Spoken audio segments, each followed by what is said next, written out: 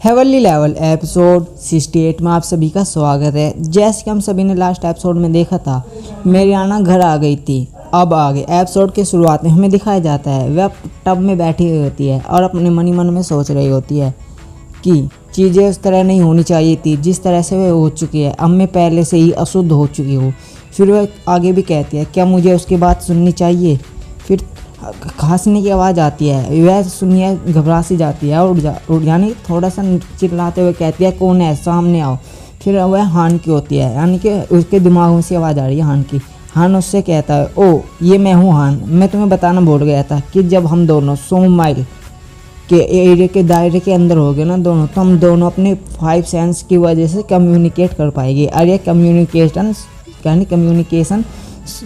Soul calls की वजह से होगा, यानी जिसने अभिश्राप कर रखा ना स्पेशल। फिर वो कहते हैं सिंपल, यानी वही कहता है आने से सिंपली जो देखा जाए, मैंने तुमसे कहा था कि तुम्हें अब मुझे कोई सीक्रेट इन्फॉर्मेशन देनी है, पर तुम तो घर जाते ही बात लेने लगी।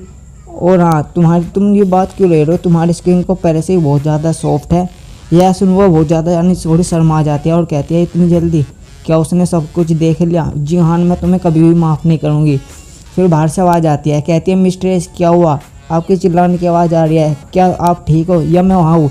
वह उसे रोक देती है और कहती है, नहीं तुम वहीं इंतज़ार करो। फिर हान उससे कहता है कि टियानवांग सिटी रोड का जो बेटा है ना, तुम्हें उससे सावधान रहने की ज़रूरत है। वह ना उसे वापस जवाब देती है अपने मन ही मन में कि क्या आपसे खतरनाक यानी आपसे बिगड़ा हुआ कोई और भी है।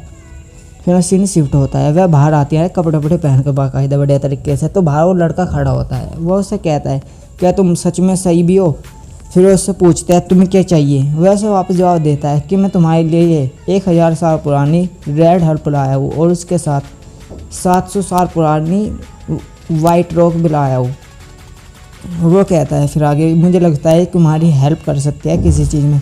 वह उसे देखती है और अपने मन ही मन में कहती है, जो ये हर्ब है ना, ये ना 1 लाख गोल्ड कॉइन से भी ज़्यादा है, और सबसे बड़ी बात ये मिलनी बहुत ज़्यादा मुश्किल है।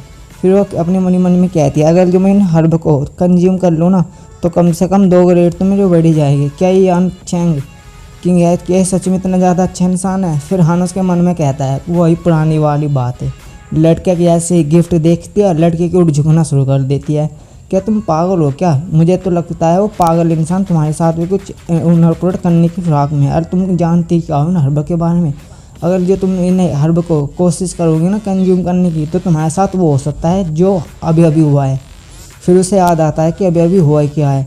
फिर वो कहती है, तुम ऐसा क्यों कह रहे हो? फिर वो आगे कहता है, और तुम्हें क्या लगता है, क्या तुम्हें ये आदमी तो नहीं सीधा रखता है? और ऐसा भी तो हो सकता है कि ये आदमी पहले पूरी तैयारी करके आया हो और इसने उसके अंदर मैजिक मिरर भी छुपा रखे हो रिकॉर्ड करने के लिए सब कुछ। फिर वो अपने दिमाग पर थोड़ा सा जोर डालती है। फिर वो उसे आगे जवाब देता है, अगर जो तुम्हें यकीन नहीं है तो तुम अपनी सोल पावर से चेक क्यों नहीं कर लेती? फिर वो अपने मन में उससे वापस जवाब देती है, तुम ये सब कैसे जानते हो? फिर उस लड़की को बोलता हुआ ना देख, वह सामने वाला लड़का होता है ना, वो उससे पूछता है, मिस्टेस मेरियाना, क्या कुछ गड़बड़ी है? क्या इनमें कुछ ख़राब है? वह उससे डिब्बा ले लेती है और कहती है, कुछ नहीं, ये हर्ब बहुत ज़्यादा अच्छी है और इन्हें मैं बाद में कंज्यूम कर लूँगी, अब तुम यहाँ से जा सकते हो। जब लड़का इस बात सुनता है तो उसके कान खड़े हो जाते हैं। वो कहता है, मिस्ट्रेस, इन दोनों हर्ब को बहुत ज़्यादा वैल्यूएबल है और बहुत ज़्यादा कीमती भी है। इन दोनों को आपको अभी कंज्यूम करने की ज़रूरत है। ये ना एक स्पेस जेट की वजह से इस डिब्बे में फ्रेश रखी जा रही है, ऐसा हो रहा है। और ये डिब्बा ना पहले से ही खुल चुका है और उसके अंदर की जो सर्व ये है ना हर्ब, इनका ना धीरे धीरे जो होगा ना सत्यानी इफेक्ट कम हो जाएगा, इसलिए आपको इन्हें अभी ऑब्जर्व करने की ज़रूरत है। आप फिक्र मत करनी, जब आप ये सब करेंगे ना तो मैं आपको प्रोटेक्ट करूँगा। फिर अपने मन मन में कहती है, क्या मुझे वो जिनहान सच कह रहा था? फिर उससे जवाब देती है कि हाँ ठीक है, मैं ये काम तुम्हारे ऊपर छोड़ती हूँ। वह लड़का ना हंस के सामने तो हंसता है, पर अपने मन मन में एक ड्यूल इसका देखते हुए कहता है, मुझे फील हो गया है कि तुम ये नहीं जानती। फिर वो आगे भी कहता है, सोल मास्टर ने कंज्यूम कर ही नहीं सकता और मैं पहले से ही सब कुछ जानता हूँ और मैंने बहुत अच्छा प्लान करा है, मेरा प्लान बिल्कुल सक्सेसफुल हो जाएगा। लेकिन वह लड़की होती है ना मेरियाना, उसे कहती है, लेकिन तुमने इसके अंदर ये मैजिक मिरर यानी कि जादुई दर्पण यानी शीशा क्यों छुपा रखा है? वह उससे बचता हुआ कहता है, आप क्या कह रही है? मैं तो सिर्फ ये रिकॉर्ड करने के लिए करता हूँ अपनी डेली लाइफ के लिए, जैसे फ़ोन से कैमरे से वीडियो बनाई जा रहा है ना, ऐसे इन जादुई शीशों से आसपास की वीडियो बनाई जाती है, रिकॉर्ड किया जाता है नहीं। फिर उससे बचते हुए कहता है आप क्या कहते हैं, मैं समझ में नहीं आ रहा। वह उसे वापस जवाब देती है, कहती है तुम क्या मुझे बेवकूफ़ समझते हो, तुम क्या सोचते हो इन दोनों हर्ब से इस सोल मास्टर के साथ क्या होता है, क्या मैं नहीं जानती इससे क्या होने हो सकता है। फिर अपने मन में कहता है ये इम्पॉसिबल है, कैसा हो सकता है। उसे तो इसके बारे में कुछ पता भी नहीं था और वो तब तक बहुत ज़्यादा खुश थी। तो उसका अचानक ऐसे मूड कैसे बदल गया। फिर वो उसे वापस जवाब देता है मैं नहीं जानता आप किस बारे में बात कर रही है, लेकिन हाँ जो ये हर्ब है ना बहुत ज़्यादा एक्सपेंसिव है और मैं ना आपके लिए अपनी सच्ची वो रखता हूँ फीलिंग, इसलिए मैं आपको खुश करने के लिए लाया हूँ। वह उसे कहती है तुम बहुत बेकार बदमाश बुढ़े लड़के हो, तुम तो उससे भी ज़्यादा घटिया इंसान हो, यहाँ पे विहान की बेइज्जती। फिर वो लड़का होता है ना वो बचते हुए कहता है ये अच्छा नहीं है, पीछे बचने की कोई भी जगह नहीं है, अब मैं कैसे बचूंगा। फिर वह ना उसको बहुत तेज अटैक करते हैं, लेकिन उसका बाप आ जाता है बीच में और उसे बचा लेता है। लड़का कहता है ये बहुत ज़्यादा क्रोधता है, अपने मन में कहता है ये औरत बहुत ज़्यादा क्रूर है। फिर उसका बाप होता है ना वो कहता है मुझे लगता है अब दोनों के बीच में छोटी सी गलतफहमी हो गई है। फिर पल्लू से हान होता है ना, हान उससे कान में ही कहता है, कान कम्युनिकेशन कर पाता है वो। वो कहता है ओ मैंने तो सोचा नहीं था कि जो सिटी रोड है ना उनका कल्टीवेशन इतना ज़्यादा हाई होगा, एक 7 ग्रेड के मार्शल किंग, ओह वाह। फिर लड़के उसे कहती है तुम्हारे बेटे ने मेरे साथ स्कैम करने की ज़रूरत की है, उसने मैजिक मिरर लगा कर हुआ मेरे साथ एक ऐसा काम करवाने की, क्या बोल रहा है ऐसे कैसे समझाओ हिंदी शब्दों में, कामुक करने की वो कर रहा था। कामुक भैया सर्च मार लियो कामुक क्या है, बस आपने सोच लीजिए जिस तरह एक नशे की गोली दे देते हैं लड़कियों को और पुराना दिखाना ऊपर वाला माफ़ करे, कुछ ऐसा ही सीन। वो कहता है आप ये कैसे हो सकता है। उसका बाप ये कहता है ये दोनों हर बहनें बहुत ज़्यादा अच्छी है और बात रही इस मैजिक मिरर की तो मेरे बेटे का एक छोटा सा शौक है जो बचपन से करता है और आप मेरे बेटे पर ऐसा इल्ज़ाम लगा रही हो तो क्या आपके पास कोई सबूत है। फिर उसका लड़का आता है ना, लड़का सामने आता है, वो कहता है मिस्टेस मुझे समझ गया कि आप मेरे साथ ऐसा रूड व्यवहार क्यों कर रही है, आपने मुझसे कहा था कि आप जिन्हान के पास जाओगे और आप कल रात से ही गायब भी थी, मुझे लगता है कि आपकी मुलाकात और रात उसके साथ अच्छी बीती है। वो चिल्लाते हुए कहती है बकवास बंद करो।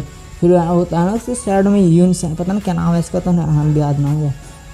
वह उसे समझाता है और कहता है ड्रैगन के एरिया में सांप भी आ जाता है ना तो ड्रैगन भी उससे पंगा नहीं लेता, हमें इनकी बहुत ज़्यादा ज़रूरत है और हमें लिंक फैमिली का जो स्नो पाउंड है ना उसकी मदद के लिए यू फैमिली की हेल्प चाहिए। मैं बता दूँ 2 फैमिली हो चुकी है, ये लड़की तो है यून फैमिली की और जो है ना घटिया पटिया वाले ये है यू फैमिली के। फिर वो आगे भी कहता है अभी तो हम इसे देख छोड़ते हैं लेकिन जब हम वापस प्ले बैक करेंगे ना तो हमसे बदल लेंगे। हान भी ऐसा सुनना होता है, हान उसको मन में कहता है उसे कि है यार क्या कोई है यहाँ पर जिस पर तुम भरोसा भी कर सकती हो।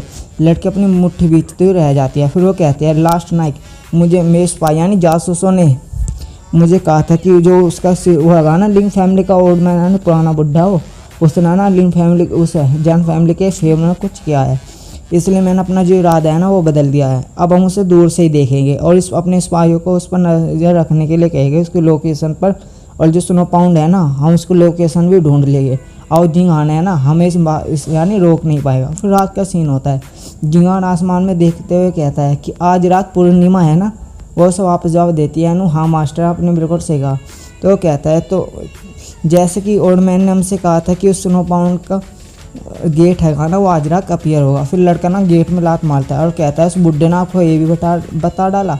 जिनान कहता है ओ अच्छा मैं तो तुम्हें बताना भूल गया था।